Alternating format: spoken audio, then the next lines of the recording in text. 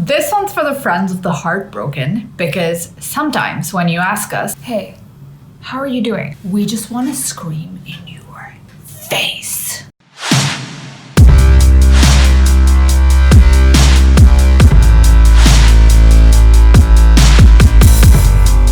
Let's talk about Lexi.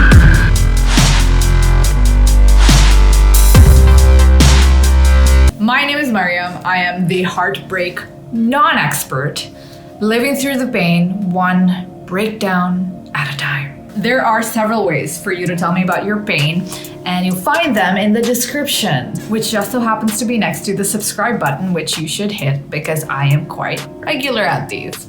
We know that breakups are confusing.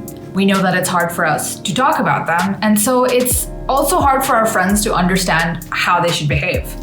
And society makes all of this a lot worse with its expectations and shit. So there's you with your inability or unwillingness to communicate. Then there's your friend with their inability or unwillingness to understand. And then there's society making everything worse. Let's start with you. You don't want to talk about it because you don't want sympathy looks. You don't want to be labeled as that friend who won't stop talking about their ex. And honestly, at this point, you just want to seem fine because everybody around you seems to be bouncing back from a breakup at record speed. Even your ex seems to be doing fine, right? Not really. Zoom out. So society has decided that it is okay for us to be sad about certain things for certain periods of times.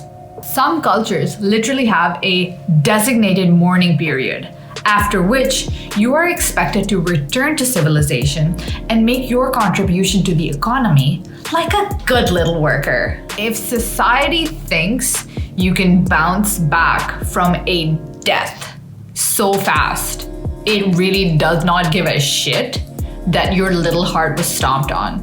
So we shouldn't give a shit about it. My favorite thing about society is that it'll give you these lofty expectations about how you should behave, but absolutely no instruction manual on how to get there. Excellent design. So be that whiny friend.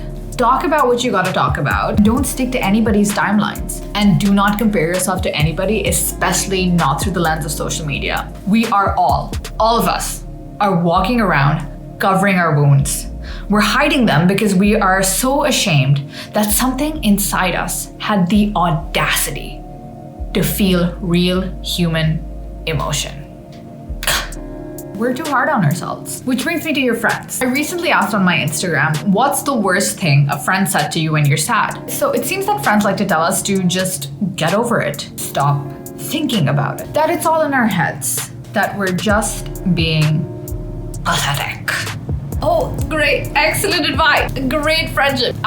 One second, I'm just gonna think myself out of this funk, okay? What? Better. Friends, I know all of you aren't shitty and that most of you genuinely mean well, but you have to understand, there's nothing for you to fix. Nothing's broken. We know that.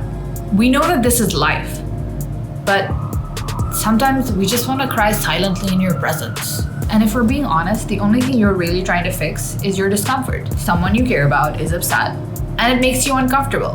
And you will do anything to get rid of that discomfort, even avoid it. It is so easy to be friends in the good times. You can have fun, you can celebrate, it's light, it's great. But it's really hard in the bad times. But friends, that's when we need you most. So do check in with your heartbroken friends.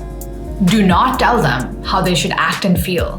Do listen to them when they want to talk about their breakup or their ex or whatever. Do not change the topic because it's making you uncomfortable.